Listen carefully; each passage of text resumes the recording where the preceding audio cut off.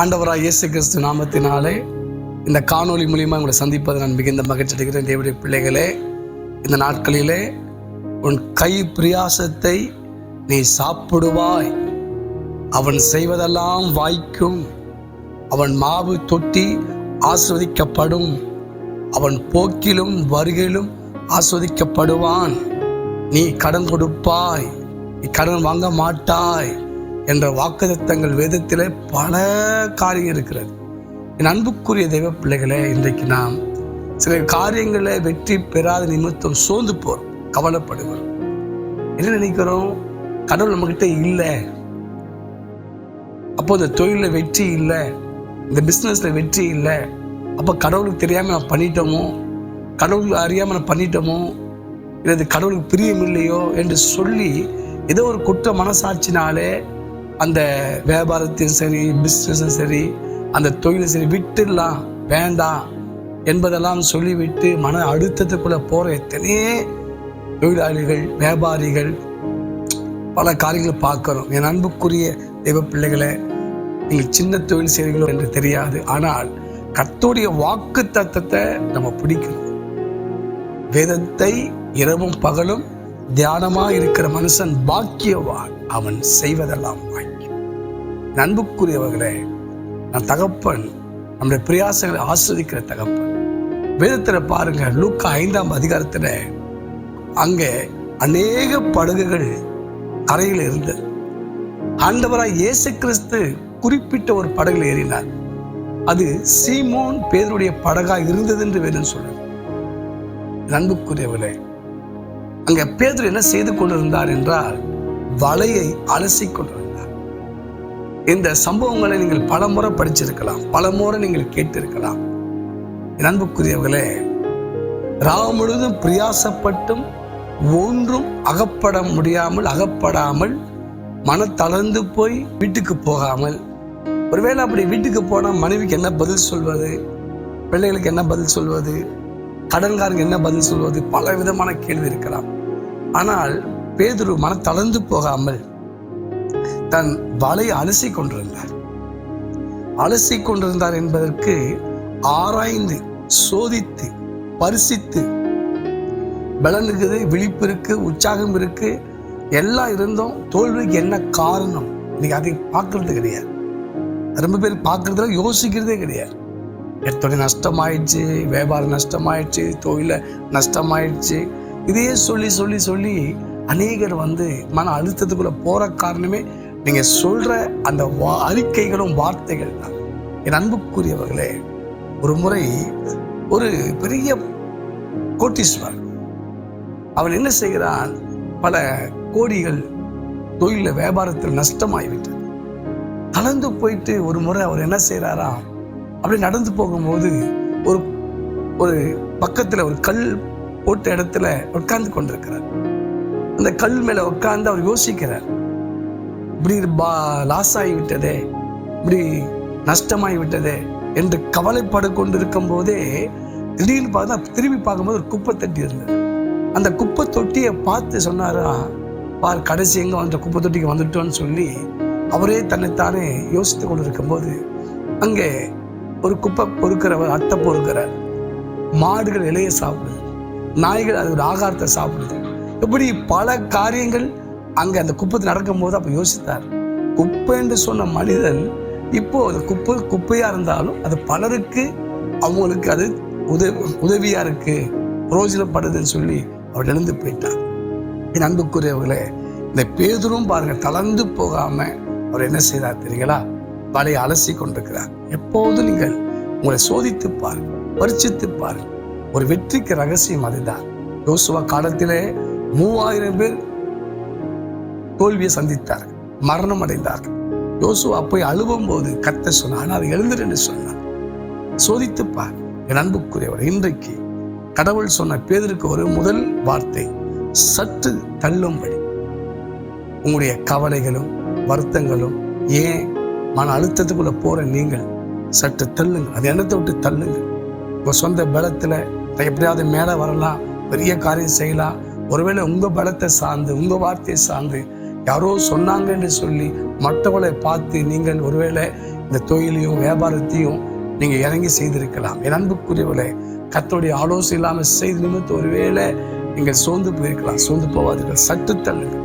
அந்த எண்ணத்தை விட்டு சற்று தள்ளுங்கள், அந்த நினைவை விட்டு சற்று தள்ளுங்கள், அந்த யோசனை விட்டு சற்று தள்ளுங்கள், மன அழுத்தை விட்டு சற்று தள்ளி வாருங்கள்.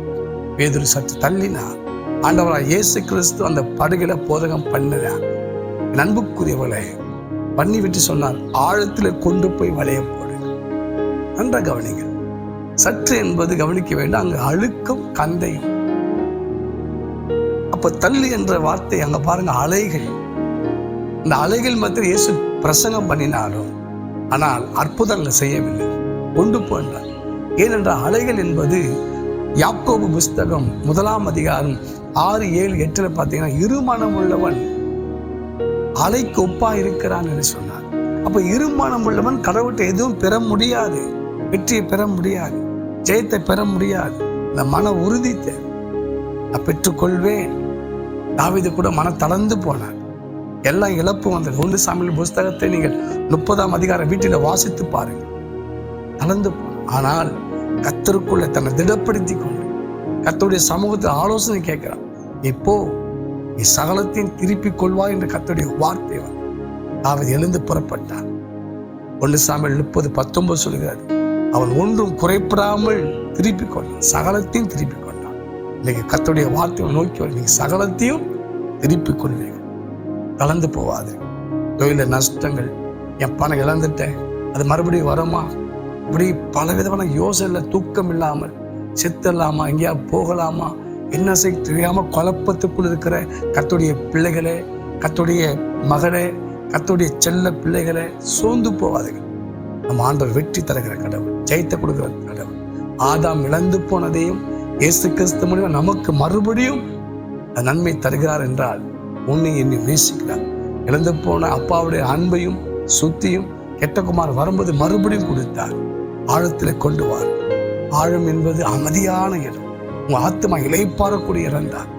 கடைசி பாருங்க, கடவுள் ஆழத்தில் கொண்டு போய் வளையப்படும் சொல்லும் போது நீங்கள் லூக்கா 5:3, லூக்கா 5:5 நீ தொடர்ந்து பாருங்கள். அவர் சொல்லுகிறார், ஆண்டவரே உங்களுடைய வார்த்தையின்படி வளைய போடுகிறேன். அவளை ஒருவேளை தோல்வி, தேவனுடைய வார்த்தை இல்லாமல் ஒரு பிசினஸோ வியாபாரமோ தொழிலோ ஏதோ ஒரு காரியத்தை செய்து அடிபட்டிருக்கலாம். கர்த்தருடைய வார்த்தையின்படி வளையான அனுபவங்கள் சில நேரங்களில் கை கொடுக்காமல் போகலாம். எனக்கு அது தெரியும், இது தெரியும், அவர் தெரியும், இவர் தெரியும், அவங்க சொன்னாங்க, இவங்க சொன்னாங்க சொல்லி போய் தொழில் நஷ்டமடைந்து எனக்கு நடுத்தரில் கொண்டு வந்திருக்கிற அந்த நிலைமையை மாறக்கூடிய வார்த்தை ஆகிலும் இந்த வார்த்தையினுடைய வளைய போடுகிற சொன்ன பேதுரு. லூக்கா 5:6 பாருங்க, மிகுதியான மீன்கள் பிடித்தார். இந்த வீடியோ சோர்ந்து போன உங்களுக்கு தான், கலந்து போன உங்களுக்கு தான், நம்பிக்கற்று போன உங்களுக்கு தான். நிச்சயம் சற்று தள்ளுங்க, ஆழத்துல கொண்டு போங்க, வளைய போடுங்கள். கர்த்தருடைய வார்த்தையை நோக்கி வருகிறது. நீங்க எந்த தோல்வி சந்தித்தீர்களோ, எந்த நஷ்டத்தை சந்தித்தீர்களோ, எதனால் நெருக்கப்பட்டு மன அழுத்தத்துக்குள்ள போனீங்களோ, இன்றைக்கு ஆண்டவராய் இயேசு கிறிஸ்து உங்களுக்கு அற்புதம் செய்ய வல்லவராக இருக்கிறார். நான் உங்களுக்காக ஜெபிக்கிறேன்.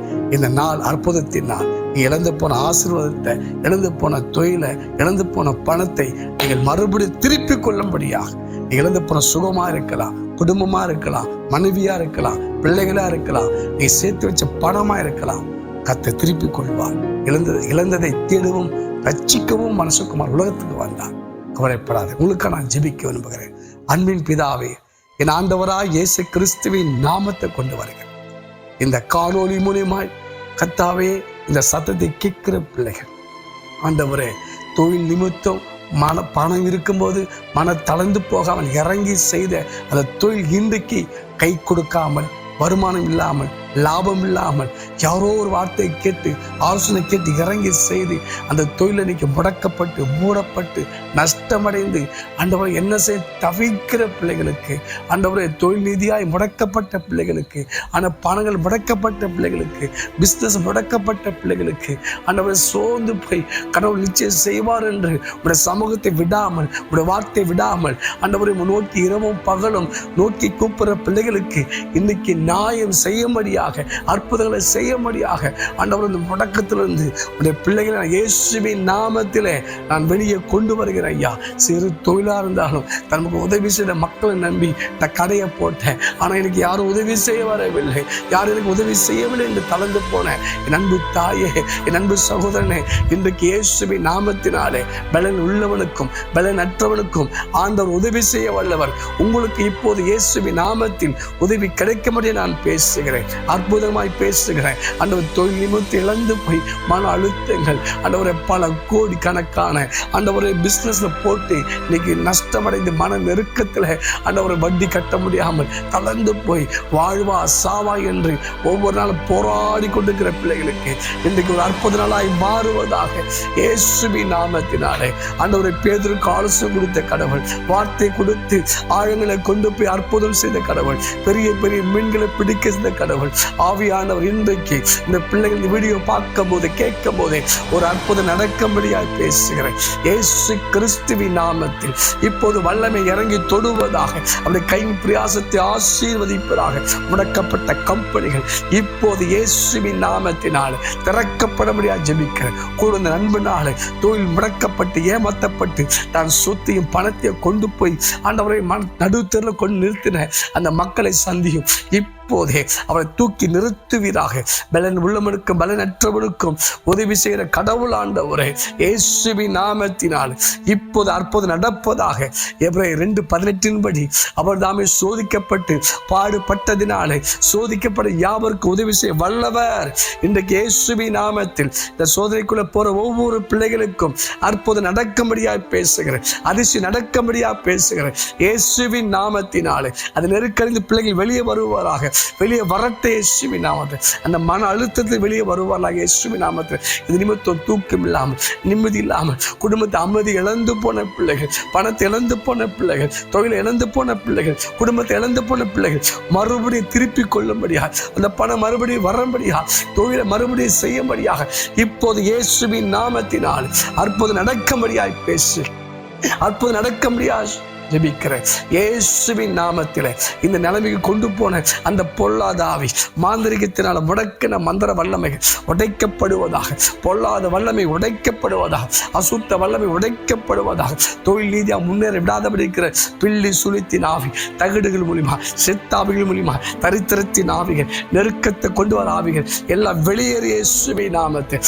வெளியேறிய இயேசுவின் நாமத்தில். அந்த மரண இனத்தை விட்டு வெளியே வருவட்ட இயேசுவின் நாமத்தில். ஆண்டவர் இழந்ததை தேடும் ரட்சிக்க வந்த தேவகுமாரனுடைய வல்லமை இப்போது இறங்குவதாக.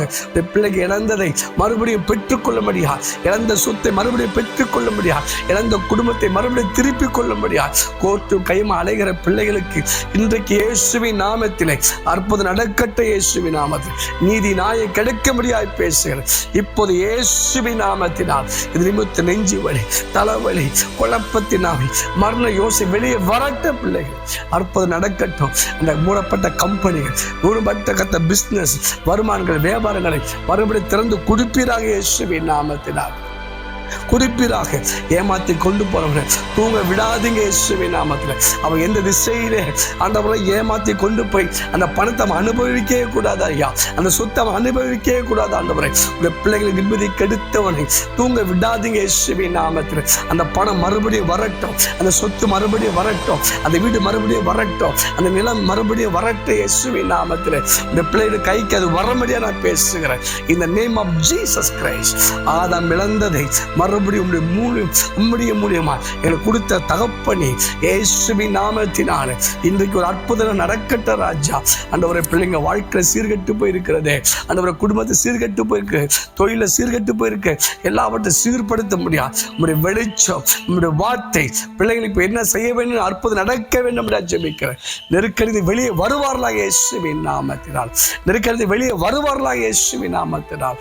நீதிமான் இக்கட்டிலிருந்து விடுவிக்கப்படுவான் என்று எழுதியிருக்கபடி விடுதலை உண்டாவதாக இயேசுவின் நாமத்தில். ஏதோ இந்த வீடியோ கேட்டமல்லையா, இந்த வீடியோ மூலியமா, இந்த ஆடியோ மூலியமா இயேசுவின் நாமத்தினாலே இந்த யூடியூப் மூலியமா பிள்ளைகளுக்கு அற்புதம் நடப்பதாக, இயேசுவின் அற்புதம் நடப்பதாக இயேசுவின் நாமத்தில். நல்ல செய்திகள் வரட்டும், இந்த நாளை தொடங்கட்டும். இந்த வீடியோ யார் கையெல்லாம் போகிறதோ, யாரெல்லாம் பார்க்கிறார்களோ அவர்கள் அற்புதம் நடந்தாகட்டும் ஆண்டவரே. பல கோடி சொத்து இழந்தவர்கள், பல தொழில் நிமித்தம் பல கோடி இழந்தவர்கள் மறுபடியும் திருப்பி கொள்ளுவராக இயேசுவின் நாமத்தில். இழந்து போனவர்கள் இனி வருமா கிடைக்குமா எப்படின்னு யோசித்து ஆண்டவரை பைத்த நிலைமையில கொண்டு போன அந்த தீய வல்லமை, பில்லிசுனி வல்லமை அழிக்கப்பட்டு போவதாக. இனி தொழில் ரீதியாக இனி கம்பெனி வேலை செய்யக்கூடாது, கம்பெனி நடத்தக்கூடாது என்று முடக்கப்பட்ட கம்பெனி இயேசுவின் நாமத்தில் திறக்கப்படுவதாக. வீடுகள் கர்த்தாவே, சொத்து நிலங்களை ஏமாற்றி வைத்திருந்த கை, துன்மார்க்க கையிலிருந்து இந்த பிள்ளைகளுக்கு வெளியே கொண்டு வந்து கொடுக்கிறையா. அற்புதங்கள் செய்வீராக, அதிசயங்களை செய்வீராக. டைவர்ஸ் கர்த்தாவே ஆண்டவரே, குடும்பத்தை டைவர்ஸ் நிமித்தம் இவ்வளவு சொத்து அவ்வளவு சொத்துன்னு சொல்லி ஏமாத்தி இருக்கிற அந்த பிள்ளைங்க வாழ்க்கை நீதி செய்வீரா. அதிசயம் நடக்கட்டும். சிறு தொழிலோ பெரிய தொழில் எதுவா இருந்தாலும் அவங்க திருப்தியாய் சாப்பிடட்டும். ஊழியத்துக்காய் கொடுக்கிற பிள்ளைங்க, ஊழியத்துக்காய் உதவியா இருக்கிற பிள்ளைகள் எல்லா குடும்பத்தின் தொழிலும் ஆசீர்வாதத்தை காணட்டும், நன்மையை காணட்டும், மேன்மையை காணட்டும். இந்த வேளையில இப்போது இயேசுவின் நாமத்திலே அதிசய காணொளியாய் பேசுகிறேன். காணொளி பல நாடுகளுக்கு, பட்டணங்களுக்கு, கிராமங்களுக்கு, தொழில் செய்கிற பிள்ளைகளுக்கு போவதாக. போய் கேட்கிறவங்கள அற்புதம் நடக்கட்ടെ இயேசுவின் நாமத்தில். நம்பிக்கை உண்டாவதாக. பேதுரு சற்று தள்ளி ஆழத்தில் கொண்டு போய் வலைய போட்டு நிமித்தம் மிகுதியான மீன்களை பிடித்தது போல இந்த பிள்ளைகள் இழந்து அத்தனையும் மறுபடியும் திருப்பிக் கொள்ளட்டும், மிகுதியாய் பெறட்டும், சாட்சிகள் எழும்பட்டும். இயேசு நேற்றும் இன்று என்றும் மாறாத கடவுளையா. இயேசுவின் நாமத்தில் இந்த காணொளி யார் கேட்டாலும் அவருடைய குடும்பத்தில் அற்புதம் நடந்தாகட்டும். ஞாபக சக்தி இழந்திருக்கலாம், சுகத்தை இழந்திருக்கலாம், குடும்பத்தை இழந்திருக்கலாம். சுவாமி எல்லாருக்கும் திருப்பிக் கொள்ளட்டும், ஆசீர்வதி இயேசுவின் மூலம் பிதாவே. ஆமென். God bless you. கர்த்தர் உங்களை ஆசீர்வதிப்பார்.